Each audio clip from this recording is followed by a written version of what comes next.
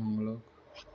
নমো তৎসা ভগবতো অরহতো সম্মা সম্বুদ্ধস্সা।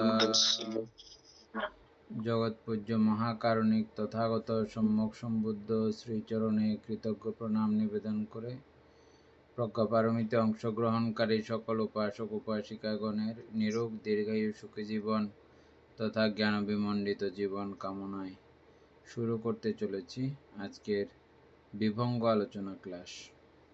সাধু সাধু সাধু সাধু।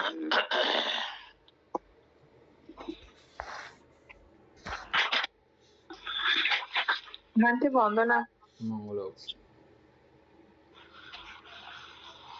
উপাসক আমরা কতদূর পড়েছিলাম খেয়াল রাখতে পারছেন?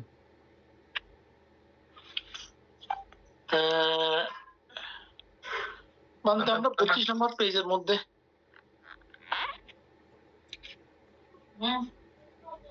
তাৎপর্য উপলব্ধি করতে পারেন এখানে পর্যন্ত। জ্ঞান ভান্ডারের একমাত্র সোপান, এটা প্রথম প্যারা।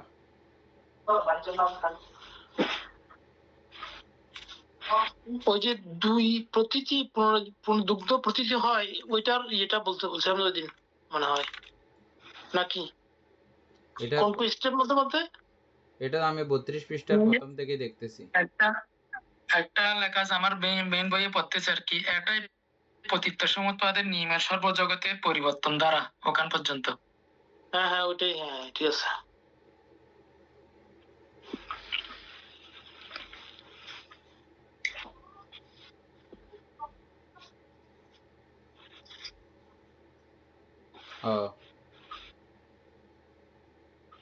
আচ্ছা, এটা আলোচনা করার কথা ছিল যে না?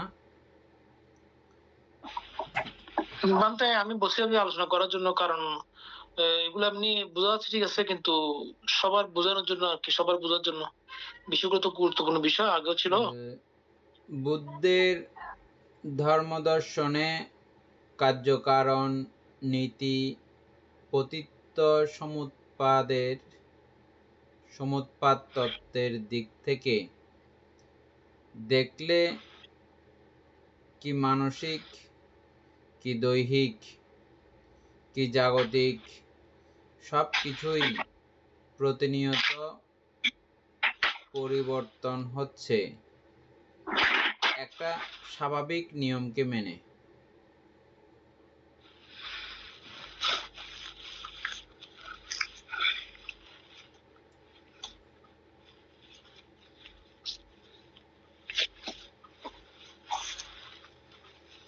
এই রূপ কেন পরিবর্তন হয় সারাক্ষণ, প্রতিক্ষণে, প্রতি মুহূর্তে?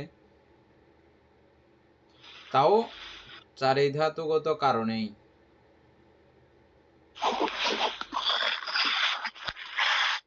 তাপাদি এই চারি মহাভূত যেখানে থাকবে এখানে পরিবর্তন না হয়ে, পরিবর্তিত না হয়ে কোনো উপায় নাই, আপনা আপনি পরিবর্তিত হবে। স্বভাব ধর্ম কি বলতে, এটা স্বভাব ধর্ম, স্বাভাবিক নিয়মকে মেনে। এই মুহূর্তে যা দুগ্ধরূপে প্রতীত, মানে দুগ্ধরূপে দেখা যাচ্ছে, প্রতীত মানে হচ্ছে যে দুগ্ধরূপে আমাদের কাছে প্রমাণিত, প্রতীয়মান হচ্ছে, পরমুহূর্তে তৎস্থলে দধি প্রতীত বা প্রতীয়মান হবে। এইক্ষণে যা দধিরূপে পতিত প্রতীয়মান হচ্ছে, পরক্ষণে তৎস্থলে নবনীত প্রতীয়মান হবে। মঙ্গলক। মঙ্গলক। দুগ্ধ ও দধি নবনীত ঠিক একও নয়, আবার ভিন্নও নয়। এই কথাটি আমরা বহুবার আলোচনা করেছি। প্রত্যেকটা ক্ষেত্রে আলোচনা করেছি।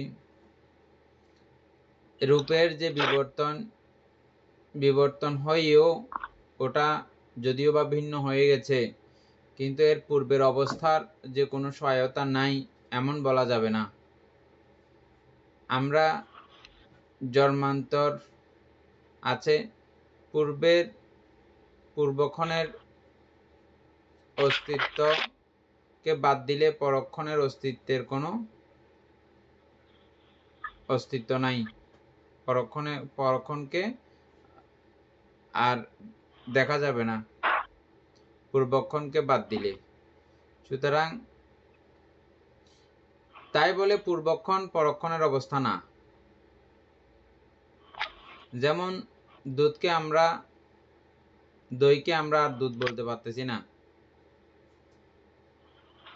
যদিও বা দুধ থেকেই তৈরি হইলেও আর এটাকে কোনো প্রকারেও দুধ বলা যায় না, এবং কোনো কার্যবিধি কার্যপ্রণালীও একরকম না। এটা আমরা ওই দিনও বলেছিলাম। দুধের কার্যক্ষমতা একরকম, দুধ খাইলে প্রেশার আদি বেড়ে যায়, আরও নানা জাতীয় সমস্যাগুলো তৈরি হয়। কিন্তু দধি তার উল্টো, ওই দুধে যে সমস্যাগুলো করে ওগুলো আবার দধি শান্ত করে। আবার সেই দধি থেকেই নবনীত তৈরি। নবনীত খাইলে একদম কন্টিনিউ খাইতে থাকলে মৃত্যু বেশি দূরে না। হ্যাঁ, দেখেন একটা থেকে এগুলো থেকে এগুলো, এগুলো থেকে এগুলো, নবনীত কি মাখন? মাখন যে আর কত স্টেপ দে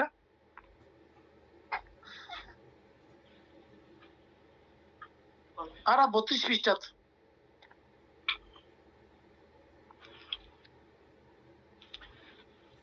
কারণ দধি থেকে তো তৈরি হয় যে মাখন, আর দুধ থেকে তৈরি হয় ঘি। হ্যাঁ, সুতরাং দধি থেকে ঘি হতে পারে না।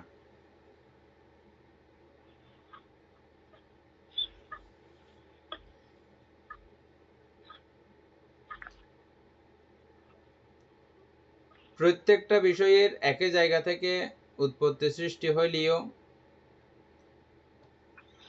এদের চারিধাতুর বিবর্তনের কারণে এরা রূপ পাল্টিয়ে তাদের ক্ষমতা গুণ সবকিছু তারা পাল্টে ফেলতেছে।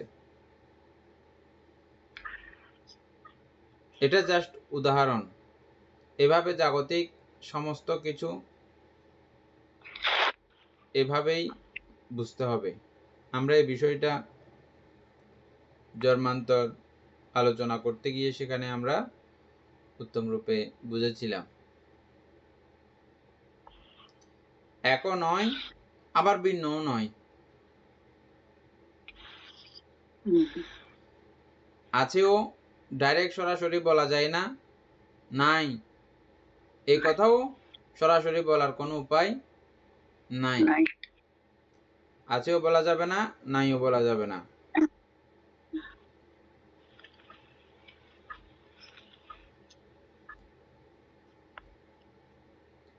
তবে স্বাভাবিক যে আলোচনা, স্বাভাবিক যে দেশনা, স্বাভাবিক যে কথাবার্তা,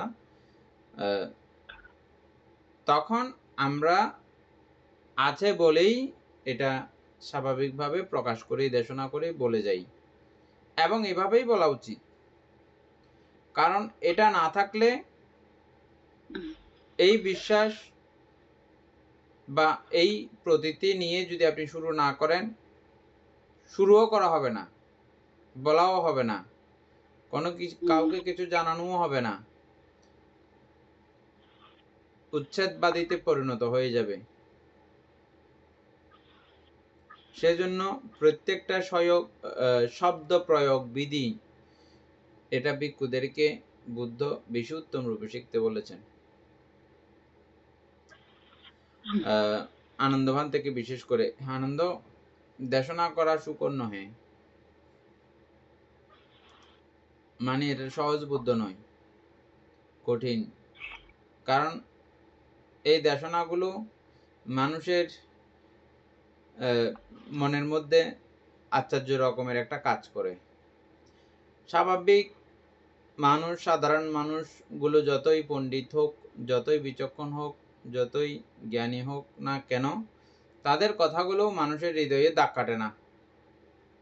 কিন্তু একজন বৌদ্ধ ভিক্ষু যখন বলে, এ কথাগুলো মানুষের হৃদয়ে দাগ কাটে এবং সেটা অন্যভাবে বিশ্বাস করে। এজন্য যেহেতু বিশ্বাস করে, সেহেতু বুদ্ধ ভিক্ষুদেরকে কথা বলার সময় অতি সংযমী হওয়ার জন্য বলেছেন।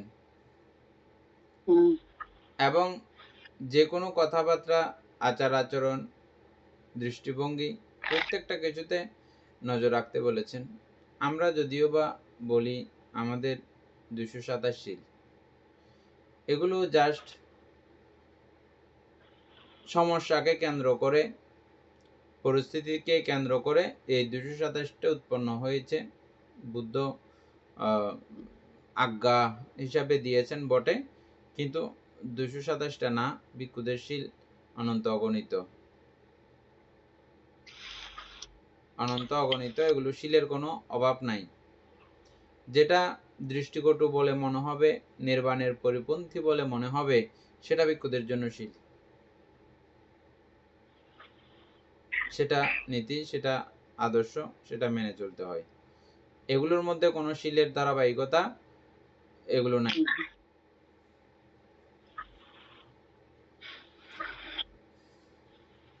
মানে ওই শীলটা প্রকারভেদ আর কি, ওই সাথে শীলটা 87 ওই ক্যাটাগরি প্রকারভেদ, ক্যাটাগরি আর কি। স্থান কাল পাত্রের একটা ব্যাপার আছে। যেমন ভিক্ষুণী সংক্রান্ত আপনাদের সঙ্গে আগে আলোচনা করা হয়েছে, ভিক্ষুণী সংক্রান্ত অনেকগুলো শীল আছে। যেখানে ভিক্ষুণী নাই, ওই জায়গার মধ্যে ওই শীলগুলো আর প্রয়োজন নাই। ঠিক এরকম বিহারবাসী ভিক্ষুদের জন্য কিছু শীলের ব্যাপার আছে। আবার ওই শিলগুলো যখন অরণ্যে যখন ভিক্ষুরা চলে যায়, ওই শিলগুলোর সঙ্গে কোনো আপাতত আর লেনা দেনাও নাই, অটোমেটিকভাবে পালিত হয়, ওগুলা দৃষ্টিও রাখতে হয় না, এরকম আর কি। মানে অরণ্যবাসীদের জন্য এগুলো প্রয়োজন পড়ে না। তারপরে পিণ্ডচারিক ভিক্ষু যারা আছেন, তাদের বেলায় অনেক কিছু এগুলো অটোমেটিকভাবে ইয়ে হয়ে গেছে, পিণ্ডাচরণের কারণে, সপাদানচারিকতার কারণে, বৃক্ষমূলকের কারণে। এই জাতীয় 13 প্রকারের দূতাঙ্গ যেগুলো আছে, ওই দূতাঙ্গগুলো পালন করার কারণে 227 শীলের অনেকগুলো শীল এমনিতেই ইয়ে হয়ে যায়, মানে পালিত হয়ে যায়, আর এগুলোর দিকে এত দৃষ্টিপাত করতে হয় না। যাই হোক, তথাপিও ভিক্ষুদের শীলের কোনো অভাব নাই। কি থেকে কথাটা আসলো যে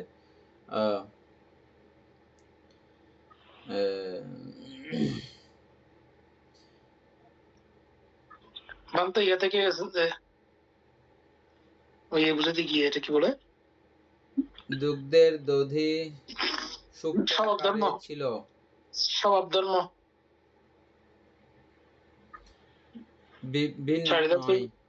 ভিন্ন নয়। বস্তুত দুগ্ধ ও দধি এক, দুগ্ধ ও দধি এক বস্তুত, মানে আমরা তো জানি যে এই দুধ থেকেই দধি হয়েছে, বস্তুত এক। অথচ দুগ্ধের মধ্যে দধি সুপ্ত আকারে ছিল, বুঝছেন? ওই দুধের মধ্যেই সুপ্ত আকারে দধি ছিল, এটা পরিবেশ পায়নি বলে এই দধি দেখা যায়নি। পরিবেশ পেয়েছে, তাই দধি প্রকাশিত হয়েছে, সুপ্ত অবস্থা থেকে প্রকাশ পেয়েছে। যেমন আমাদের মনের মধ্যে রাগ, দেশ, এগুলো নর্মালি আমরা এমনি যখন ভালোই থাকি, তখন মনে হয় যে আমাদের মধ্যে নাই মনে হয়। কিন্তু পরিবেশ পাইলে কেউ ঠাঁসাই মারলে সোয়ার, তো বোঝা যায় কিরকম আছে আমার কাছে গোসা বা ক্রোধ। এমনি নর্মালি এটা মনে হয় যে নাই মনে হয়, পরিবেশ পাইলে, পরিবেশের কারণে এগুলো।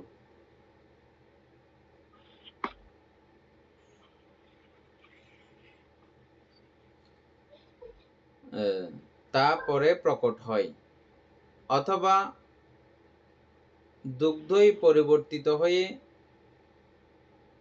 দধিতে পরিণত হয় ইত্যাদি আকারে বৌদ্ধগণ চিন্তা করেন না।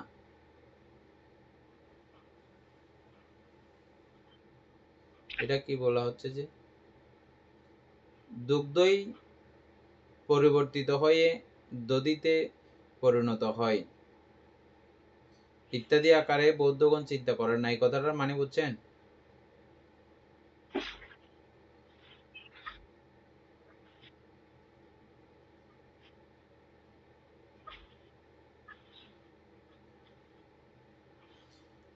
এর পরের লাইনে আছে জ্ঞান দৃষ্টিতে দুগ্ধ যেমন প্রতীতি দধিও তেমন প্রতীতি। উভয়ের মধ্যে সম্বন্ধ এই যে দুগ্ধ প্রতীতি নিরুদ্ধ হওয়ার পরই দধি প্রতীতি সম্ভব হয়। একটা বিলুপ্ত হওয়ার পরেই আরেকটা প্রকাশিত হয়।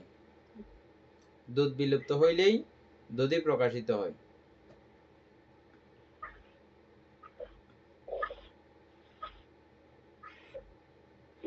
দুই প্রতীতি ঠিক এক প্রতীতি নয়।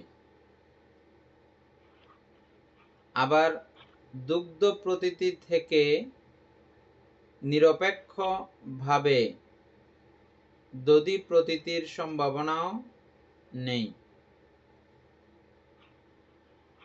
দুগ্ধ প্রতীতি থেকে নিরপেক্ষ ভাবে দধি প্রতীতির সম্ভাবনা নেই। এই কথাটা বুঝছেন? আগে যে কথা এখানেও আসছে সেম কথা। উপাসক জয়িতবাবু বুঝছেন? বলতে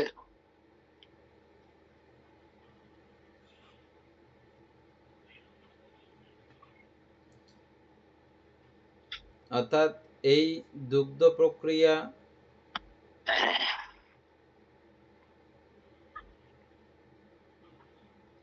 বলতে এখানে বলা হচ্ছে উভয়ের মধ্যে সম্বন্ধ এই যে দুগ্ধ প্রতীতি নিরুদ্ধ হওয়ার পরে দধি প্রতীতি সম্ভব হয়। দুধ দুধ যখন শেষ দুধের যখন শেষ হবে অবস্থান শেষ হবে তখনই দধি হবে। আর ওইটা বলছে দুই প্রতীতি ঠিক এক প্রতীতি নয়। না, ওই দুইটা এক হতে পারে না কখনো। আর দুগ্ধ প্রতীতি থেকে নিরপেক্ষভাবে দধি প্রতীতির সম্ভাবনা নাই।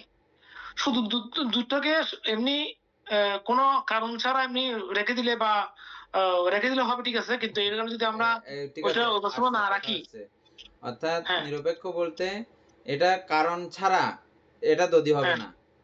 কারণ ছাড়া দুধ সেটাই বলতে হবে। এই দুধগুলো মধ্যে কারণ নিক্ষিপ্ত করা হইলেই দধি হবে, না হলে দধি শুধু হবে না আর কি। হ্যাঁ, এটাকে দুধ বানিয়ে রাখতে চাইলে আমরা পারতেছি না, ফ্রিজের মধ্যে রেখে দিচ্ছি না।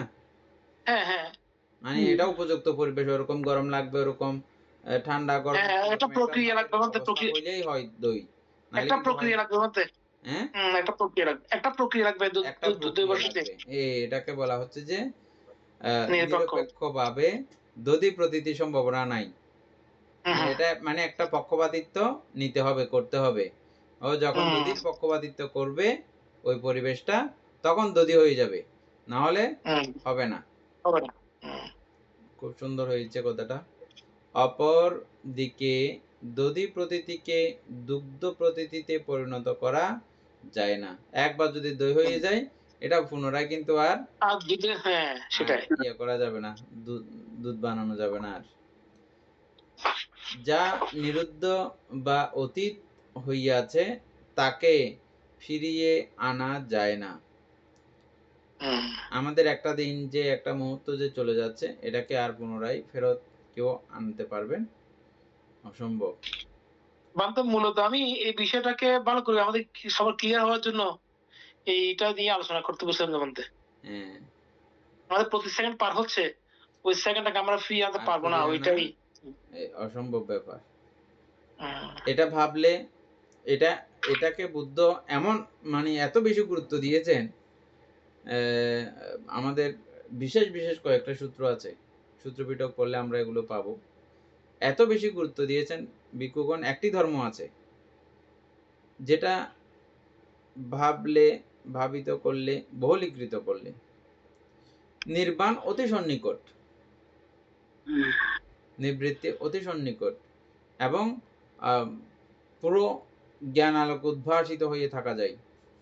কোনো প্রকারের দুঃখ, দৈন্যতা, কষ্ট, হতাশা, যাতনা কোনো কিছু তোমাকে স্পর্শ করবে না। এইটা মৃত্যু ধর্ম। মৃত্যু ধর্মকে ক্রমে এই সূক্ষ্ম থেকে সূক্ষ্ম পর্যায়ে, যেভাবে আমরা জেনেছি প্রতি চিত্তক্ষণিকের মৃত্যু, এবং তার থেকেও সূক্ষ্মভাবে কি জেনেছি আমরা, প্রতি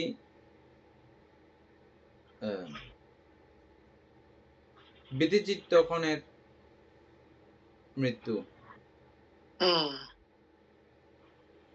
বিধিচিত্ত আছে না, বানতে এই বিধিচিত্তক্ষণের মৃত্যু। এর থেকে আরো সূক্ষ্ম কি আছে?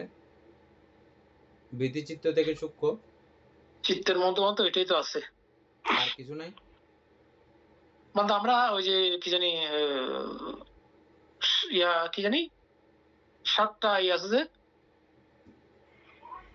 সর্বচিত্ত সাধারণ চৈতসিক। সাধারণ চৈতসিক। উপাসক সুকুমার বাবু, বিধিচিত্ত থেকে আর ছোট কিছু আছে?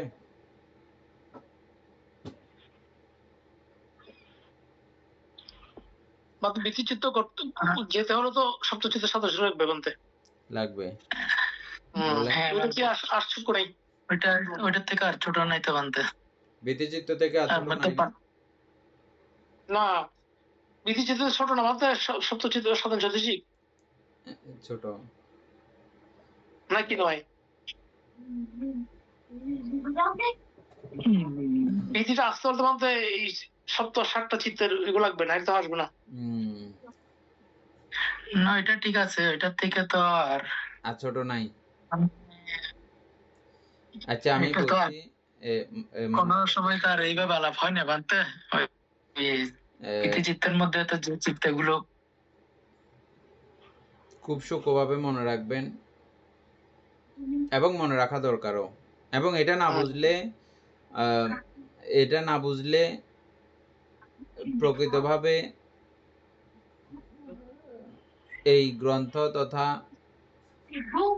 বুদ্ধরস পেয়েছেন বলে বলতে পারবেন না, ধর্মরস পেয়েছেন বলে বলতে পারবেন না। তো এটা দোষ আপনাদের না, আমি আলোচনাগুলো করতে করতে একদিক থেকে আরেক দিকে চলে যাই, যদিও বা লাইন বাই লাইন বলতেছি, তারপরও কোন দিক থেকে কোন দিকে চলে যাচ্ছি, তো এই জন্য সবসময় এগুলো হয় না। আমি চেষ্টা করতেছি একটু।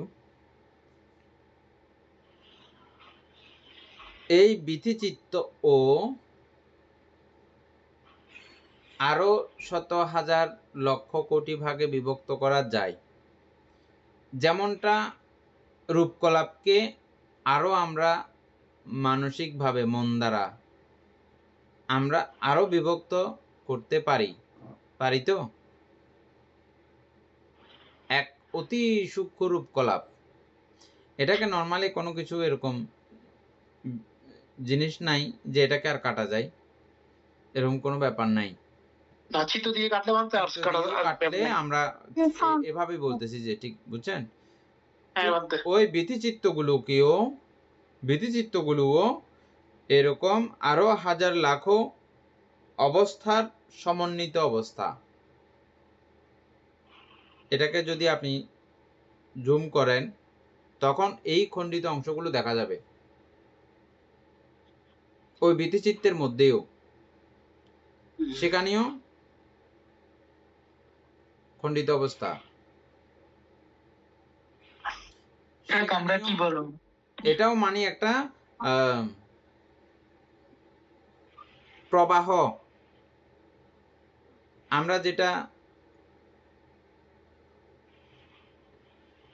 উপচ্ছেদ থেকে দ্বারাবর্তন বলতেছি, ধুম করে উপচ্ছেদ থেকে দ্বারাবর্তন না, এটা ক্রমান্বয়ে আস্তে করে গেছে দ্বারাবর্তনে, এবং এটা প্রবাহের মাধ্যমে গেছে, কুটু কুটু কুটু করে করে আস্তে আস্তে আস্তে আস্তে আস্তে করে গেছে, বুঝছেন? এবং প্রত্যেকটা জায়গার মধ্যে এই সর্বচিত্ত সাধারণ চৈতসিক তথা অন্যান্য চৈতসিক যা যা কিছু প্রয়োজন এগুলো প্রতি মুহূর্তে উৎপন্ন হয়ে ভেঙে ভেঙে ভেঙে ভেঙে ক্রমান্বয়ে এ পর্যন্ত যায়। এটা বৃত্তিচিত্তের উপর দিয়ে যায়, তাই না? বৃত্তিচিত্তের উপর দিয়ে যায়। হ্যাঁ, আমরা এটা পর্যন্ত বলি। হ্যাঁ, প্রথম হচ্ছে যে বৃত্তিচিত্ত বোঝাও আমাদের জন্য একটা বিশাল ওরেন, সেটাই তো বৃত্তিচিত্ত বোঝাও বিশাল একটা ওরেন কাণ্ড। এখানে এগুলোতেই আমরা হাতাকুল কিছু পাই না। এবার বলতেছি যে আরো কি, ওই বৃত্তিচিত্ত বহু অসংখ্য সংযোজনের, অসংখ্য সংস্কারের সংযোজনের পরিণতি। এই থেকে বিধি থেকে উপচ্ছেদ থেকে দ্বারাবর্তন পর্যন্ত যাইতেও অসংখ্য অসংখ্য সংস্কারের সংযোজনে দিয়েই এ পর্যন্ত পৌঁছে। এখন আশা করি বুঝতে পারছেন না? একটি অবস্থার থেকেই ওই অবস্থাতে চলে যাচ্ছে না। না বাতে আমার প্রশ্ন ওই জায়গায়, আপনি যেটা বলছেন উপচ্ছেদ থেকে এটা দ্বারাবর্তনে যাওয়ার সময় এটা প্রতি মুহূর্তে জন্ম মৃত্যু হয়ে যাচ্ছে, ঠিক আছে? কিন্তু এই যে জন্ম মৃত্যু হয়ে যাচ্ছে এটা বোঝার জন্য আমাদের সর্বোচ্চ সাধারণ চৈতসিক কি প্রয়োগ করতে হবে আমাদের? বুঝার জন্য তো আপনার পুরো মনটাই আবার প্রয়োগ করতে হবে। আবার মন ওটাও বুঝে যে মানেই বুঝে। বৃত্তিচিত্র অস্তিত্ব ওটা যে বুঝতে হবে, বোঝার মতো হলে আমাদের অবশ্যই স্পর্শ লাগবে বলতে। স্পর্শ না মানে ওই চিত্তগুলো আর কি, যে চিত্তগুলো দিয়ে ওইটার আর কি, হ্যাঁ, যে চিত্তগুলো দিয়ে বুঝেন, অর্থাৎ আমরা চিত্ত বুঝার চিত্ত কোনগুলোকে বলছি যে জ্ঞান সম্প্রযুক্ত চিত্তগুলো আর কি। বিশেষ করে যখন আমাদের চিত্ত একাগ্র হয়ে যখন আমরা বুদ্ধ ধর্মজ্ঞানে জ্ঞানী হই, তখন এই বিষয়ের উপরে আমাদের একটা দৃষ্টি থাকে, মানে অনিত্যানুদৃষ্টি আর কি। অনিত্যানুদৃষ্টি যখন আমাদের উৎপন্ন হয় তখন এটা ওই ভগ্নাংশগুলো ভাঙা ভাঙা ভাবে দেখা যায়। আচ্ছা, এটা একটা গেল না? এদের পর্যন্ত আশা করি বুঝতে পারছেন? এটা আসলে যারা বৃত্তিচিত্ত বুঝেন নাই তাদের কাছে এগুলো পরিষ্কার হবে না বিষয়টা। তো সেজন্য আমাদের বাংলাদেশের ক্লাসগুলো যারা এগুলো মানে বুঝতে কষ্ট হচ্ছে বলে মনে হচ্ছে বা এই কথাগুলো বুঝতেছেন না, বাংলাদেশের ক্লাসটা ধারাবাহিকভাবে আছে, ওটা একটু দেখে নেবেন। বুঝতে সোজা হবে। আমি ওটা লাইন বলে যাবো। আবার আরেকটা আছে এখানে কথা। এই যে খণ্ডাংশগুলোর কথা বললাম, অসংখ্য খণ্ডাংশের পরিণতি দ্বারাবর্তন পর্যন্ত। তো এবার ওই খণ্ডাংশগুলোও আবারও সর্বচিত্ত সাধারণ চৈতসিকেরই সমন্বিত তথা অন্যান্য চৈতসিকের সমন্বিত অবস্থা। ওগুলোও সংযুক্ত সাংখ্যাতা ধাম্য। ওইগুলো ওই এত ক্ষুদ্র অংশের মধ্যেও আবার ওখানে ক্ষুদ্র আছে। ক্ষুদ্র না হয়তো পারে না, এখানে অস্তিত্ব থাকার কিছু নাই, বান্ধব সবগুলো এইভাবেই আমরা জেনে আসছি। সুকুমার বাবু, বৃত্তিচিত্ত থেকে আর ক্ষুদ্রাংশ কোনো কিছু আছে কিনা?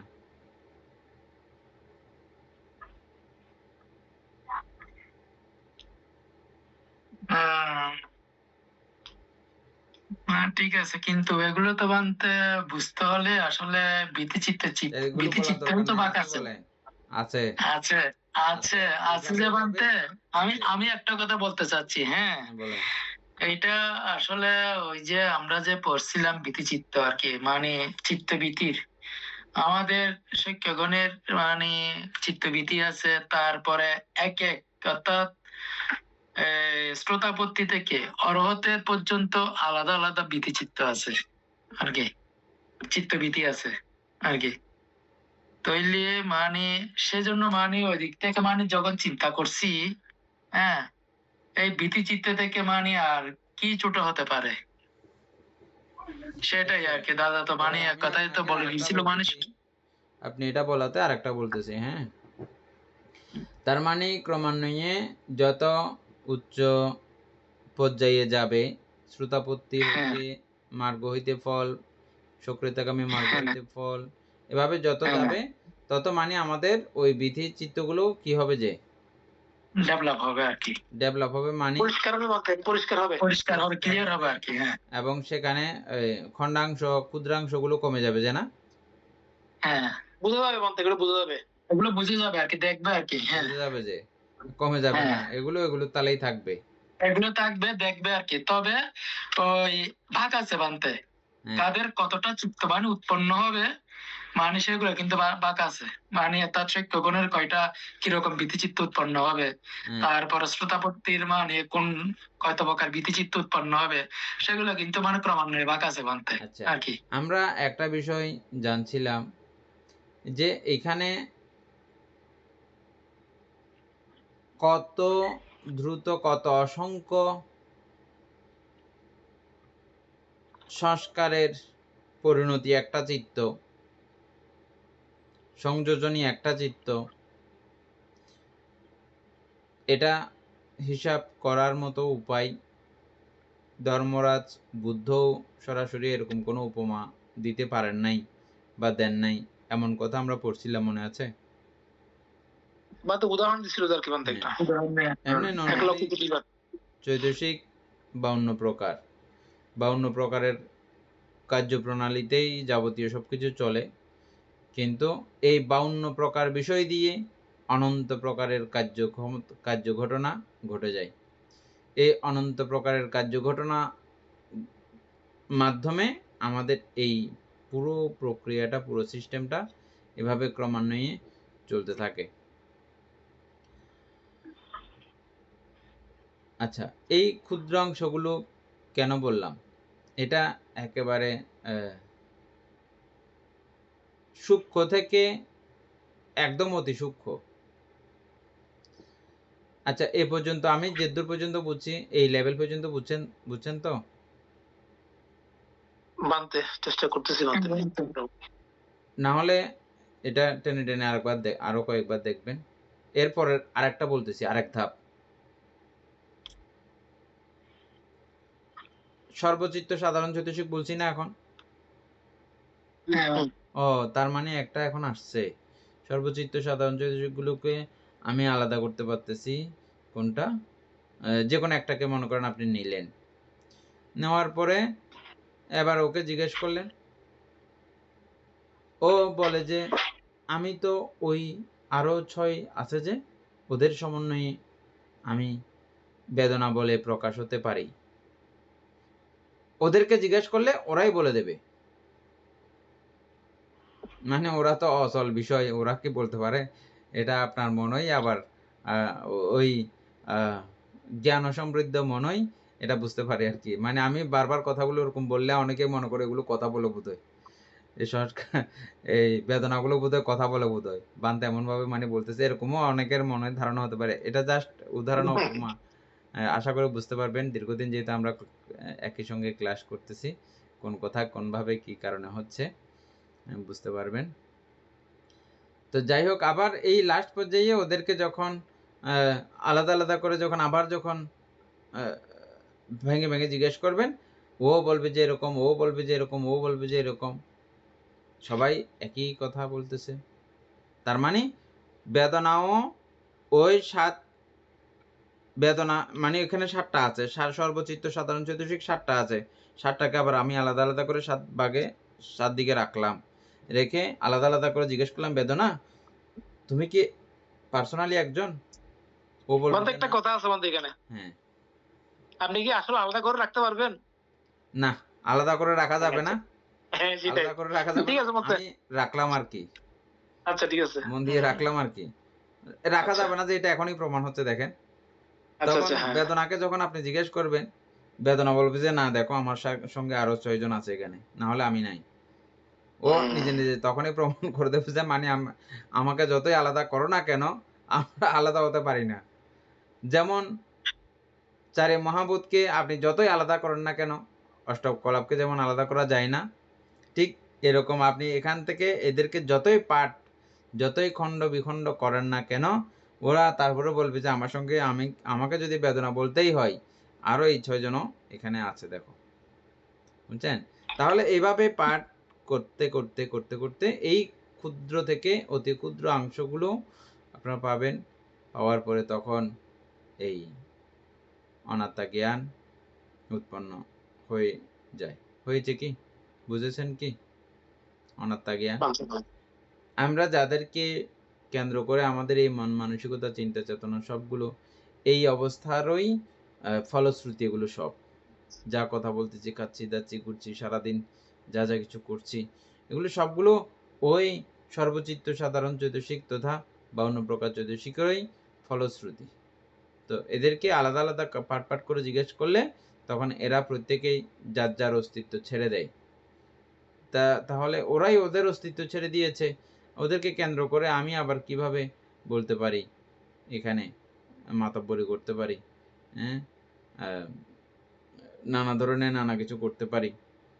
দেখেন এগুলোর জন্য কি একটা মোহিত অবস্থা।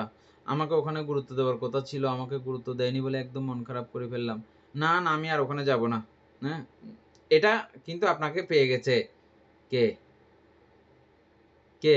জায়গা বরাবর যে পাওয়ার পেয়ে গেছে আর কি, আপনাকে বসায় নিয়েছে। হ্যাঁ, আমাকে ওটা এখানে ওভাবে ইয়ে করার কথা ছিল, আমাকে কিন্তু ইয়ে করে নাই। হ্যাঁ, তার মানে কি আমাকে মানে ধরে গেছে, আমাকে মানে ধরে গেছে, আমি এটা বুঝতে পারি নাই আমার অজ্ঞতাতেই। আমাকে তখন কি চিন্তা করতে হবে? ভালো আসলে সেটাও অনিত্য, অনাত্মা, এবং সেটা প্রক্ষান্তরে দুঃখধর্মী। ওই 3 অবস্থা প্রত্যেকটা জায়গাতে যদি আমি প্রয়োগ করতে পারি, প্রত্যেকটা জায়গা থেকে সঙ্গে সঙ্গে আনন্দ আসবে। কখনো কোনো চিত্ত আমাকে দুঃখ দিতে পারবে না, কোনো অবস্থা আমাকে দুঃখ দিতে পারবে না। এই জন্য বুদ্ধ বলেছেন জ্ঞানী সততই সুখে থাকেন, অবস্থা যেমন হবে হোক, জ্ঞানী সর্বাবস্থাতেই সুখে থাকেন। আর জ্ঞানহীন হইলেই আমাদেরকে দুঃখ করে করে খাবে। মনের যে যতগুলো দুঃখ উৎপন্ন হয় কেউ কাউকে দিতে পারে না। আমাদের ব্যতিক্রম মন বা দুর্বুদ্ধি সম্পন্ন মন বা স্বল্প বুদ্ধি সম্পন্ন মনই আমাদেরকে দুঃখ দেয়, কষ্ট দেয়। হ্যাঁ, তো এই দুঃখ কষ্টগুলো কিন্তু কেউ আমাদেরকে দিতে পারে না। যাই হোক, আমরা কি থেকে কোথায় চলে গেলাম। আশা করি সুকন বাবু আমরা বিধিচিত্ত নিয়ে একটু গভীরে আলোচনা করলাম, বুঝতে পারছেন। আর এটা সবারই বোঝা উচিত, সবারই জানা উচিত। আর এদূর পর্যন্ত জানলেই অভিধর্ম অর্থ সংগ্রহ পড়ার তথা অভিধর্ম আলোচনা করার সার্থকতা। ঠিক এই জায়গাটা বুঝতে পারলে নামের দিক থেকে এগুলো একদম সূক্ষ্ম থেকে সূক্ষ্ম জায়গা, একেবারে সূক্ষ্ম থেকে সূক্ষ্ম জায়গাগুলো এগুলো। আর এগুলো জানার জন্য বারবার প্রশ্নও করতে হয়। মানে এগুলো প্রশ্ন জিজ্ঞাসা করলে এগুলো ক্রমান্বয়ে আপনি পাট পাট খণ্ডিত খণ্ডিত অংশে অংশে আপনি প্রশ্ন করলে আমি বুঝতে পারবো আপনি কোনখান থেকে বুঝেন নাই এটা। তখন আমি বলতে পারবো আপনার ওই জায়গা থেকে আবার এটা করে আসতে হবে, আর না হলে চলতে থাকবে এরকম। তাতেও যে ক্ষতি তা না, এগুলো প্রত্যেকটা কথা না বুঝলেও কিন্তু সংস্কার হয়ে যাচ্ছে। মানে এইটা আমাদের একটা প্র্যাকটিস হচ্ছে, অভ্যাস হচ্ছে, তথা আমাদের চিত্তগুলো সবগুলো ধারণ করতেছে, প্রত্যেকটা বিষয় এগুলো আমাদের ধারণ করে সারাদিন যে চলি আমরা, সারাদিনের মধ্যে অসংখ্য চিত্তরাশি যেভাবে উৎপন্ন হয়, এগুলো এত গভীরভাবে শ্রবণ করার কারণে এগুলোতেও আমাদের চিত্ত উৎপন্ন হয়। এগুলো মহাপুণ্য, মহাশক্তিশালী অবস্থা এগুলো। হ্যাঁ, এগুলো কথা ওই দিন বলছিলাম আপনাদেরকে। আমাদের কি চিত্ত আলোচনা করতে গিয়ে না বাংলাদেশ ক্লাসে আছে যে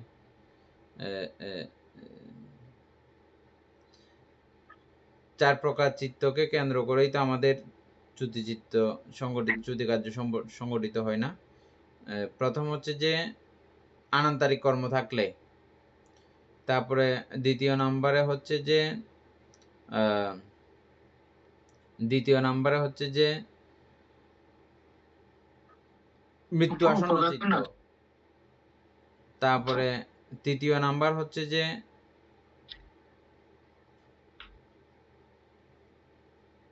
যাবজ্জীবী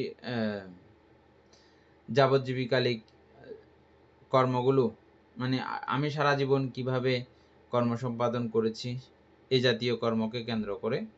তারপরে হচ্ছে যে এটারও অভাবে তখন পুরো আমার অনন্ত অনন্ত জন্মের কর্মরাশি সহ পুরো টান দেয়। হ্যাঁ, তো ওই সমস্ত ব্যাপারগুলো আসতে যখন যায়, যখন মানে সবগুলো ইয়ার মধ্যে পড়ে যায়, কোনটা আসবে কোনো ঠিক ঠিকানা থাকে না, তখন আমাদের এই জাতীয়, এই অভিধর্ম চর্চা জাতীয়, ধ্যান ভাবনা জাতীয় এই চিত্তগুলো সবসময় আগে যাওয়ার মানে চেষ্টা করে। যেমন উদাহরণ দিয়েছে বুদ্ধ এরকম, একটা বড় গরুর খামার থেকে গরুগুলো খুব ক্ষুধার্ত হয়েছে, দীর্ঘক্ষণ এখানে বাঁধা ছিল, দরজা খুলে দিয়েছে।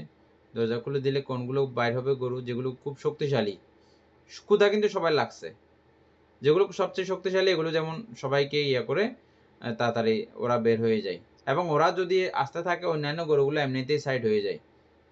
যারা গরুর খামার আছে দেখবেন তারা জানবে, বুঝছেন? আমাদের এই যে অভিধর্ম চর্চা জনিত পুণ্যগুলো, ধ্যান ভাবনা জাতীয় পুণ্যগুলো এবং মহা দান কার্য জাতীয় যেগুলো আমাদের খুব উল্লেখযোগ্য যেগুলো চিত্ত, যেগুলোর কারণে আমরা সবসময় আনন্দিত হতে থাকি, এমন এমন কিছু পুণ্যকর্ম আমরা করেছি জীবনে যেগুলো আমাদের একদম শয়নে স্বপনে জাগরণে সবসময় মনে হতে থাকে, আছে না এরকম কিছু পুণ্যকর্ম? এগুলো ওই সময়ে অটোমেটিকভাবে আপনার চিত্তের মধ্যে আগে থাকবে, আগে থেকে ওগুলোই আপনাকে ফল দেবে। এটা হচ্ছে যে এই অভিধর্ম চর্চা করার পুণ্য ফল। আচ্ছা, যাই হোক, আমরা আবার জায়গাতে যাই, আলোচনা করতে লম্বা চলে গেছে।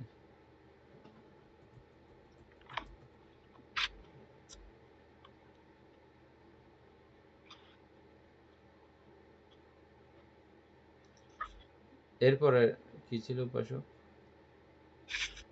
বলতে এরপর যদি পুনরুদ্যুগ্ধ প্রতীতি হয়, এই প্রতীতিও পূর্বের প্রতীতি একও নয়, সম্পূর্ণ ভিন্ন নয়, এটাই প্রত্যক্ষ সম্পাদের নিয়মের সর্বজগতের প্রয়োজন ধারা। উপাসক সুকুমার বাবু, আমি এখন যে উদাহরণগুলো দিলাম এগুলো আবার নর্মালি বইয়ে লেখা থাকবে না কোথাও, আশা করি। এটা পড়তে পড়তে আপনাদের উপলব্ধি না, বলতে এটা লেখা থাকার কথা নয়, তবে ঠিক আছে। ওইখানে আরেকটা উদাহরণ আমরা আলোচনা করছিলাম অভিধর্ম সংগ্রহ পড়ার সময়, ওই যে কি জানি লাইটের, হ্যাঁ, গ্রামের মধ্যে শীতকাল লাইট জ্বললে এটা লাইটের যে কণাগুলা, হ্যাঁ, এটা মারাত্মক উদাহরণ। এটা প্রতিফলনে এটা আস্তে আস্তে উৎপন্ন হচ্ছে, ধ্বংস হয়ে যাচ্ছে। যেমন মোমবাতির শিকার মতো, এটা প্রতিক্ষণে কোনো উৎপন্ন হয়ে ধ্বংস হয়ে চলে যাচ্ছে, কিন্তু ওইটা বলতে ক্লিয়ার বোঝা যায় আর কি, লাইটের ইয়েগুলা।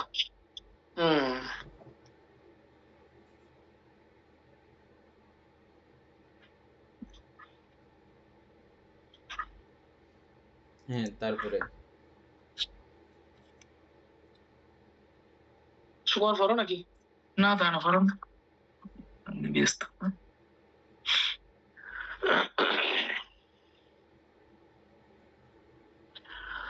আচ্ছা, এই ক্ষেত্রে আরেকটি উপমায় বিষয়টি সম্পর্কে স্পষ্ট ধারণা লাভ করা যায়। যেমন আকাশে মেঘ উঠলে বৃষ্টি হয়, বৃষ্টি হলে রাস্তা পিচ্ছিল হয়, রাস্তা পিচ্ছিল হলে একটা লোক পা পিছলে পড়ে যায়, পড়লে তার শরীরে আঘাত হয়। এই স্থলে আকাশে মেঘুটের উপর বৃষ্টি পতন নির্ভর করে, রাস্তার পিচ্ছিলতা বৃষ্টির উপর নির্ভর করে, লোকটির পতন রাস্তার পিচ্ছিলতার উপর নির্ভর করে, তার আঘাত তার পতনের উপর নির্ভর করে। অসাধারণ উপমা, বুঝছেন? অসাধারণ। মানে কিভাবে হয়েছে দেখেন, কার্যকারণ। হ্যাঁ, মানে কিসের কারণে কি দেখেন, প্রথমে হচ্ছে যে বৃষ্টি হলে না মেঘ রাস্তা- উঠলে বানতে মেঘ মেঘ উঠলে উঠলে মেঘ উঠলে বৃষ্টি হয়। হ্যাঁ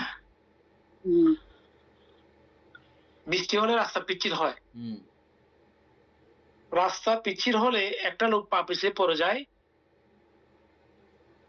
পড়লে তার শরীরে আঘাত হয়। আরো কিছু এখানে কার্যকারণ আরো যুক্ত আছে। মেঘ কেন হয়? আরো আছে। হ্যাঁ মেঘ কেন হয়? এদিক এই সাইড আরো থেকে কাজ আরো আছে। যুক্ত আছে। হ্যাঁ, হ্যাঁ বানতে মেঘ কেন হয় আমাদের সুপ্রিয় বাবু জানবে, বলেন। মেঘ সূর্যের তাপে যখন পানি জলীয় বাষ্প হয়ে জলীয় কণা হয়ে উপরে উঠে যায়, তখন এটা একসময় ঘনীভূত হয়ে মেঘে পরিণত হয়। হ্যাঁ, তারপরে ওই যে পরিবেশের কারণে এই মেঘ তৈরি হয়েছে, ওই পরিবেশগুলোকেও যদি কিভাবে হয়েছে ও কিভাবে হয়েছে ও কিভাবে হয়েছে বললে এভাবে চলতে থাকবে আনলিমিটেড কার্যক্রম। এগুলোর কোনো শেষ নাই। ওগুলো প্রত্যেকটা অবস্থায় এগুলো কার্যকারণে তৈরি হয়েছে। ওগুলোইও যেগুলো এখন মেঘ সৃষ্টি করতেছে যারা, ওরাও কার্যকারণেই সৃষ্টি। আশা করি বুঝছেন সুপ্রিয় বাবু। এই কার্যকারণের কোনো মানে শেষ নাই। দেখেন বৃষ্টি হওয়ার পরে কি হলো, এখানে ওই রাস্তা কাদা হয়েছে, পিচ্ছিল হয়েছে, তারপর পড়লো, একটা লোক পা পিছলে পড়ে গেল, হ্যাঁ তার শরীরে আঘাত পাইছে। হুম তাহলে বলা হচ্ছে এই স্থলে আকাশে মেঘের উপর বৃষ্টিপাত নির্ভর করে, রাস্তার পিচ্ছিলতা বৃষ্টির উপর নির্ভর করে, নাকি লোকটির পতন রাস্তার পিচ্ছিলতার উপর নির্ভর করে, তার আঘাত তার পতন উপর নির্ভর করে? আচ্ছা, যদি আকাশে মেঘ না উঠতো তবে বৃষ্টি হতো না, বৃষ্টি না হলে রাস্তা পিচ্ছিল হতো না, ইত্যাদি। এরূপে একটি ঘটনা তার পূর্ববর্তী ঘটনার উপর নির্ভর করে এবং পরবর্তী ঘটনার সৃষ্টি করে প্রত্যেক ক্ষেত্রে কার্যকারণে পরিণত হয়। পৃথিবীতে আমরা দেখি যে প্রত্যেকটা বিষয়ই এই কার্যকারণের পরিস্থিতিতেই চলতে থাকে। কি নামের জগৎ, কি রূপের জগৎ। রূপের জগৎ, হ্যাঁ। পৃথিবীতে আমরা দেখি যে প্রত্যেক বিষয় এই কার্য কারণ শৃঙ্খলে আনা যায়। বৈজ্ঞানিকেরা প্রত্যেক বিষয়ে পূর্ববর্তী পরবর্তী ঘটনা নির্ণয় পূর্বক সত্য নির্ধারণ করেন।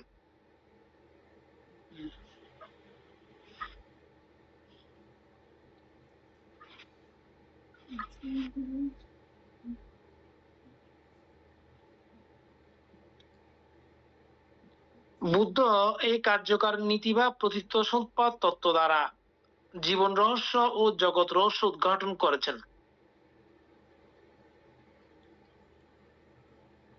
বৌদ্ধ দর্শনের মূল প্রতিপাদ্য বিষয় হলো কার্যকার নীতি বা প্রতীত্ব সম্পাদ তত্ত্ব। এটাকে বৌদ্ধ ধর্ম দর্শনের মেরুদণ্ড বা চাবিকাঠি বলা যায়। এটা অত্যন্ত সূক্ষ্মাতিসূক্ষ্ম জটিল বিষয়।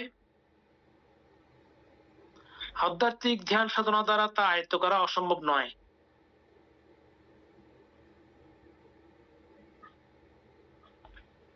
সূত্র পিটকের মধ্যমা নিকায়ে ভগবান বুদ্ধ বলেছেন, ইয়ো পাটিস্যা সমুৎপাদাং পাশ্চাতি সো ধাম্মাং পাশ্চাতি, ইয়ো ধাম্মাং পাশ্চাতি সো পাটিস্যা সমুৎপাদাং পাশ্চাতি। যিনি পতিত সম্পাদের আসল তাৎপর্য উপলব্ধি করতে পারেন, তিনি প্রকৃত ধর্মকে দর্শন করেন। যিনি পতিত সম্পাদের আসল তাৎপর্য উপলব্ধি করতে পারেন, তিনি প্রকৃত ধর্মকে দর্শন করেন। আবার যিনি ধর্মকে দর্শন বা হৃদয়ঙ্গম করেন, তিনি প্রকৃত কার্যকারণ নীতি বা প্রতীত সম্পাদ তত্ত্ব দর্শন করেন।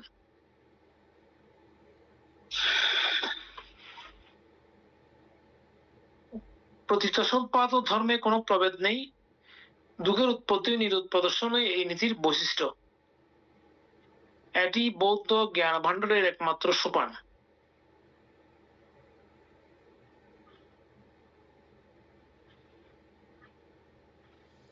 প্রতীত্ব সমুৎপাদ নীতি আবৃত্তি করেন উপাসক।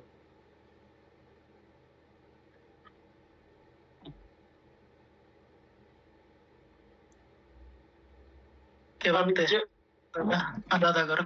আচ্ছা দাদা। আচ্ছা করো সেটা করেন না, করেন না, সমস্যা নেই। अविद्या पच्चाय संकारा, संकारा पच्चाय बियाना, बियाना पच्चाय नाम रूप, नाम रूप पच्चाय फस्सो सलायताना, सलायतना, सलायतना पच्चाय फस्सो, फस्सो पच्चाय वेदना, वेदना पच्चाय तन्हा, तन्हा पच्चाय उपादान, उपादान पच्चाय भाव, भाव पच्चाय जाति जरा व्याधि मरण शोक परितापन দুঃখ দোমনস্য, তারপর কি কি জানি আছে বলতে মনুষ্য বয়স কেবল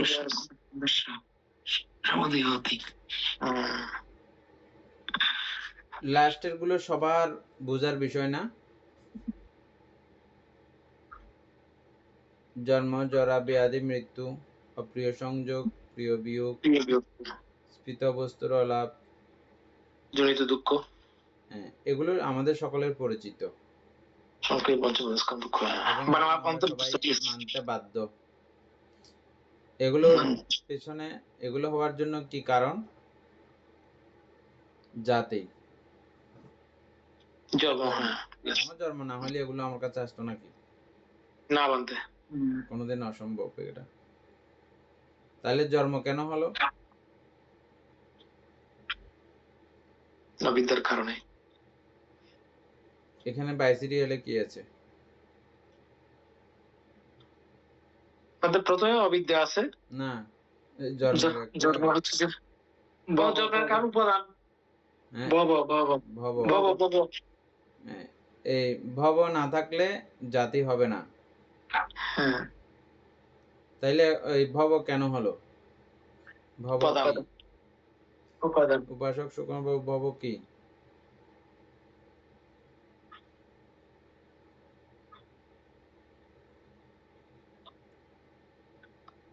ভগবতবন্তে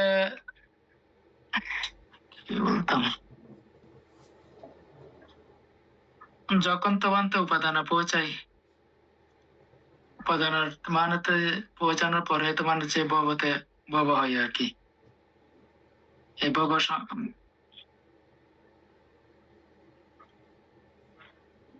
উপাসক বলেন।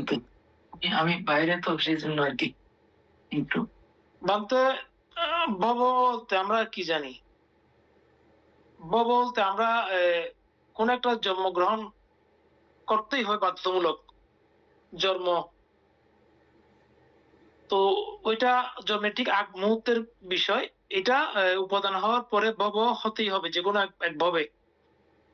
আমরা যে যে যে অবস্থার মধ্যে মানে ওই উপাদানটা হয়, ওই অবস্থা থেকেই ভবে পরিণত হবে। ভব হলেই আমরা ওই ওই অবস্থা দিয়ে আমরা জন্ম নিব।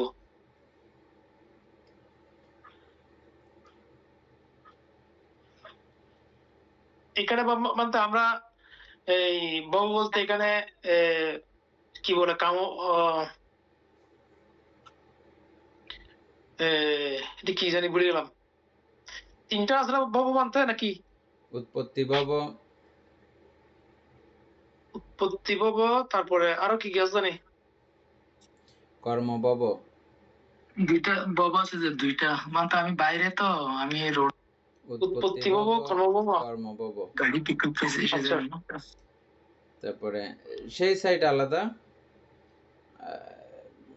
আবার এক, সেই সাইড আলাদা আবার একও। উৎপত্তি ভব বলতে যে ভবটা জন্ম দিয়ে ফেলেছে, জাতি গঠিত করে ফেলেছে, সেটাই বলতে, যেটা অলরেডি মানে মিক্স হয়ে গেছে, এখানে কার্যক্রমের সঙ্গে মিক্স হয়ে গেছে, ওটাকে উৎপত্তি ভব বলা হয়। আর যেটা প্রতিনিয়ত আমরা কর্ম করার মাধ্যমে আমরা যেগুলো প্রতিনিয়ত প্রতিক্ষণে তৈরি করতেছি, এগুলো হচ্ছে কর্মভব। ভব মানে একটা ভাব, একটা স্ত্রী বা পূর্ব জন্মের বাচ্চা। একটা বীজ, জন্মের একটা সুপ্ত একটা অবস্থা কে বলা হয় ভব, মানে যে অবস্থাটা পুনরায় আবার জন্ম দিতে পারে। উদাহরণস্বরূপ আমরা গাছের বীজের উদাহরণ বলছিলাম, বা যেই গাছের চামড়া থেকে বা বিভিন্ন অংশ থেকে গাছ উঠে, ওরকম গাছের উদাহরণ থেকে আমরা বলছিলাম। কিছু কিছু পাতা আছে, পাতার একটু কোনা একটু কেটে দিলে ওটা যদি আপনি পরিবেশ পায়, সুন্দর করে এটাতে আবার বড় গাছ হয়ে যায়। যেমন পাথরকুচি পাতা, মানে কাটা পাতা, অনেক জায়গাতে অনেক হ্যাঁ। নাম বলে। হ্যাঁ বলতে। একটু ছোট এক টুকরা কোথাও আপনি লাগাই দেন, ওটা দেখবেন আস্তে করে 2 পাতা মেলে গাছ হয়ে যাচ্ছে। তারপরে আনারস, আনারসকে আপনি উপরের জায়গাটা আবার লাগাই দিলে পরিবেশ পাইছে, আবার ওটা গাছ হয়ে গেছে। তাহলে ওই জায়গাগুলোর মধ্যে মানে ওটা উৎপন্ন হওয়ার মতো ওরকম শক্তিটা আছে। ঠিক আমাদের এই কর্মের মধ্যেও এমন একটা শক্তি থাকে, যে শক্তি থাকলে এই পুনরায় জন্ম হওয়ার পর্যন্ত বিষয়টা যাইতে পারে। ওই অবস্থাটার নাম হচ্ছে ভব। জন্ম পর্যন্ত ও নিয়ে যাওয়ার ক্ষমতা রাখে, এটাকে বলা হয় ভব। এর আগের গুলো বুঝলে ক্রম উন্নতি, এটা ডাইরেক্ট মানে এর আগের গুলো ভব কিসের কারণে তৈরি হয়? উপাদানের কারণে। উপাদান কি? উপাদান হচ্ছে দৃঢ় আসক্তি মানতে। দৃঢ় আসক্তি, মানে এটা ছাড়া যায় না, ছাড়তে ছাড়া পারে যায় না, না। এরকম দৃঢ়। উদাহরণ দেওয়া হয়েছে একটা লাঠি, মানুষের আধা মানুষের লাঠিকে দিয়ে, ও লাঠি চাললে আর হাঁটতে পারবে না, চলতে পারবে না, ওর এটার এটাই লাগবে। অবলম্বনীয়, এটা ছাড়া সে চলতে পারে না। তারপরে এই উপাদান কেন হলো? তৃষ্ণার কারণে। তৃষ্ণার কারণে। তাহলে এই একটা থেকে একটা, একটা থেকে একটা, ওগুলো ওই ভবের মধ্যে, মানে পুরো বিষয়টা আস্তে আস্তে আস্তে বুঝে গেলে ওই ভবটা বুঝে যাবে। তৃষ্ণা কেন হলো? বেদনার কারণে। বেদনা কেন হলো? স্পর্শের কারণে। স্পর্শ কেন হলো? সরায়তনের কারণে। সরায়তন কেন হলো? নামরূপের কারণে। নামরূপ কেন হলো? বিজ্ঞানের কারণে। বিজ্ঞান কাকে বলে? বিজ্ঞান বলতে বলতে এখানে বিজ্ঞানটাকে আমরা বিশেষভাবে জ্ঞান। 19 প্রকার প্রতিসন্ধি বিজ্ঞান। প্রতিসন্ধি বিজ্ঞান আছে, হ্যাঁ এটা বলা যাচ্ছে। হ্যাঁ, এখানে এই জায়গাতে যখন বিজ্ঞান বলবে তখন আপনাকে 19 ওরকম বিজ্ঞান বলতে বলতে হবে। হ্যাঁ 19 প্রকার প্রতিসন্ধি বিজ্ঞান, হ্যাঁ ঠিক আছে। এমনি বিজ্ঞান সবগুলো ঠিক আছে, কিন্তু হ্যাঁ এই পর্যায় থেকে যখন বলবেন তখন আপনাকে এই 19 প্রকার প্রতিসন্ধি বিজ্ঞান বলতে হবে। হ্যাঁ হ্যাঁ ঠিক আছে। তাহলে বিজ্ঞান কেন হলো? সংস্কারের কারণে। সংস্কার কেন হলো? অবিদ্যার। সংস্কার কাকে বলে? এখানে বলতে আমাদের এই যে বাইনা প্রকার জ্যোতিষিকের দুইটা বাকি সবগুলোতে সংস্কার। উপাসক সুকুমার বাবু, রানা বাবু 1 মিনিটে শেষ করে দেবে, 2-1 মিনিটে। হ্যাঁ টাইম হয়ে গেছে বলতে। সুকুমার বাবু, সংস্কার কাকে বলে?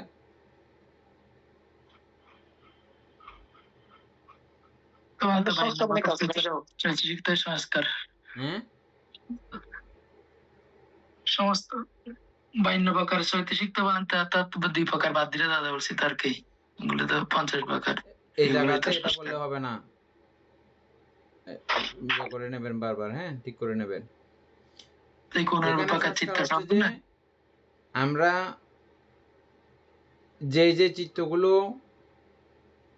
জবন পর্যন্ত গেছে, কিছু চিত্ত জবন পর্যন্ত যাওয়ার পরে ওটা আমার সেভ হয়ে গেছে, সেভ হয়ে গেছে, যেগুলো কর্ম আকার রূপ নিয়ে ফেলেছে, ওই বিষয়গুলো হচ্ছে সংস্কার। ঠিক আছে? হ্যাঁ হ্যাঁ বান্দা, ঠিক আছে। আচ্ছা, এই সংস্কার কেন হলো? অবিদ্যার কারণে। অবিদ্যা কি? এইখানে বলতে এই পর্যায়ের অবিদ্যা হচ্ছে আমাদের এই কি জানি চারিত্র্য সত্যকে না বোঝা। হ্যাঁ, চারিত্র্য সত্য হুম। কি? এখানে এই চারিত্র্য সত্যকে আমরা দুঃখ সত্য, দুঃখ সমুদয় বা কারণ সত্য, দুঃখ নিরোধ সত্য, দুঃখ নিরোধের উপায় আছে সত্য, হ্যাঁ, অর্থাৎ পরিচিত আত্মা। আমাকে কেউ কিছু বলল বা আমি কোনো সভা সমিতিতে গেলাম, আমাকে একটা বিষয় গুরুত্ব দেবে বলে আমি ধারণা করছিলাম, কিন্তু আমাকে দেয় নাই গুরুত্ব। না দেওয়ার সঙ্গে সঙ্গে আমার এখানে চিত্ত উৎপন্ন হয়ে এই থেকে এই হলো, এই থেকে এই হলো, এটা আমি কি করে ফেললাম? সংস্কার বানিয়ে ফেললাম। হ্যাঁ বলতে কেন হয়েছে? যে ওই আমার চিত্ত সম্পর্কে জ্ঞান নাই। হ্যাঁ সে কারণে চিত্ত সম্পর্কে কি জ্ঞান থাকতে হবে যে সেই মুহূর্তে, ও এই চিত্ত আমাকে ক্রমান্বয়ে ঘুরেতে ঘুরেতে এভাবে এভাবে আমাকে এই দুঃখটা দিতে পারে। দেবে কি দেবে না? এই প্রত্যেকটা চিত্ত আমাদেরকে দুঃখ অবশ্যই দিয়ে বানবে। সে রাজকীয় জীবন হোক, সে দেবলোকীয় জীবন হোক, হ্যাঁ সে ব্রহ্মলোকীয় জীবন হোক, চিত্তের তো এগুলোই কাজ। সংস্কারের তো এগুলোই কাজ, এছাড়া আর কোনো কাজ নাই। সংস্কারে কি করতে পারবে? মনুষ্য জীবনে রাজকীয় জীবন দান করতে পারবে আপনাকে, হ্যাঁ বলতে, অথবা দেবলোকের মহা সমৃদ্ধশালী দেবতা বানাইতে পারবে আপনাকে, অথবা ব্রহ্মলোকীয় রূপবচর ব্রহ্মা বানাইতে পারবে আপনাকে, অথবা অরূপবচর ব্রহ্মা বানাইতে পারবে, অসংখ্য সত্য বানাইতে পারবে। এছাড়া সংস্কারের আর কোনো কাজ আছে? কিন্তু প্রক্ষান্তরে কি দেবে সে আমাকে রেজাল্ট? মৃত্যু নামক অবস্থা, অন্য কিছু না দোক, কিন্তু আমাকে মৃত্যু কিন্তু আমাকে ছেড়ে দিচ্ছে না। এবং জরাজীর্ণতা, জরাজীর্ণতা প্রত্যেকটা অবস্থার মধ্যেই আছে। কিভাবে আছে? যেহেতু এটা আয়ুর ক্ষয়, আয়ুর জীর্ণতা, আয়ুর জীর্ণতা, এটা জায়গাতেই আছে। সুতরাং ওই জরাজীর্ণতা নাই, আপনি বলতে পারবেন না না দেবলোকে না ব্রহ্মলোকে, প্রত্যেকটা জায়গাতে ওইভাবে চিন্তা করলে জীর্ণতা এবং ছিন্নতা এটা প্রত্যেকটা জায়গায় আছে। সুতরাং আমাকে এই সংস্কারে এইভাবে আমাকে দুঃখ দেবে, ঠিক আছে? এটা এক প্রকারের দুঃখ জ্ঞান। আর এক প্রকারে ওই যে আমরা প্রতিক্ষণিক যে চিত্তের মৃত্যু, এই মৃত্যু তো কখনো সুখের নয়। আমাদের এই একটা মুহূর্ত যে চলে গেছে, আহারে আমার সুন্দর সময় থেকে একটা মুহূর্ত চলে গেল, এই যে চলে যাওয়াটা ভাবলে চিন্তা করলে কিরকম একটা ব্যাপক দুঃখ, বিশালতর দুঃখ না? এই দুঃখ জ্ঞান না থাকলে আমি সংস্কার বানাবো, বুঝা গেছে? অর্থাৎ চারিয়ার্যসত্য জ্ঞান না থাকলে আমি সংস্কার বানাবো। শেষ দুঃখ যেটা বলছেন, এই দুঃখটা বোঝাটা অনেক টাফ, খুব সূক্ষ্ম বিষয়টা, এটা সময় লাগবে। হ্যাঁ, এটা আমাদের বিষয়গুলো প্র্যাকটিসের বিষয়, এমনি হবে না। প্রথম হচ্ছে যে আপনার ত্রিহেতুক পুদ্গল লাগবে। ত্রিহেতুক পুদ্গল হইলেই হবে না, জগতে বুদ্ধ উৎপত্তি হতে হবে। বুদ্ধ উৎপত্তি হয়ে পরম্পরা সরাসরি বুদ্ধের কাছ থেকে হোক, বা পরম্পরা ভিক্ষু সংঘের কাছ থেকে হোক, বা কোনো কল্যাণ মিত্র যিনি চতুরার্য সত্য বুঝেন এমন দায়ক থেকে হোক, যে কোনো ভাবে আপনি এটা পেতে হবে, জানতে হবে। জানলে পাইলে ক্রমান্বয়ে শিক্ষা করতে করতে করতে করতে আপনার কাছে এটা বুঝার মতো একটা অবস্থা তৈরি হবে, না হলে কোত্থেকে, বুঝছেন? এবং এই সমস্ত প্রক্রিয়াগুলো প্রক্রিয়াজাত হওয়ার জন্য এরকম একটা পারমির দরকার। পারমি নাই আমার আগে, এখন হবে না, এখন আমি চেষ্টা করতে কোনো বাধা নাই, এখন আমি চেষ্টা করে যাব, চেষ্টাটাই প্রধান। যাই হোক, সদ্ধর্মপ্রাণ প্রিয় উপাসক উপাসিকা বৃন্দ, আপনাদেরকে অতীব ধন্যবাদ, কৃতজ্ঞতা জ্ঞাপন করছি। আপনারা আছেন বলেই, আপনারা এভাবে ক্লাস করতেছেন বলেই এত সুন্দর আলোচনাগুলো রিমন্থন হচ্ছে প্রতিদিন, প্রতি সময়ে আমাদের এগুলো হচ্ছে, আলোচনা হচ্ছে। এগুলো এক কথা, এগুলো আর্যগণ উচিত আলোচনা। হ্যাঁ, এগুলো বুদ্ধ এটাকে বেশি প্রশংসা করেছেন, ধাম্মাচাক্কাসা। এটা জ্ঞানের একটা ক্রমোন্নতির সিঁড়ি, সোপান বলা চলে। আমরা সেই রাস্তাতেই আছি। হ্যাঁ, এই রাস্তাগুলো অসাধারণ পুণ্যবন্ত এবং পুণ্যময়। এই মহাপুণ্য আমরা সঞ্চয় করে চলেছি প্রতিদিন। এই পুণ্যরাশি অনন্ত চক্রবাসী সত্যগণকে দান করছি, গুরুভান্তি দেবীকে দান করছি, মাতা পিতাগণকে দান করছি এবং এই পুণ্যের কাছে আমরা প্রত্যেকে প্রার্থনা করব নির্বাণ লাভ অবধি। অসৎ ব্যক্তি, মূর্খ ব্যক্তি পাপ মিত্রের সংসর্গ লাভ না করে সদা সর্বদা জ্ঞানদর্শী কল্যাণ মিত্রের সান্নিধ্য সংসর্গ লাভ করতে সক্ষম হয়। এইরূপ সাধু কামনা পোষণ করে আজকের মতো ক্লাস এখানে সমাপ্ত করছি। সাধু সাধু সাধু ওকাশা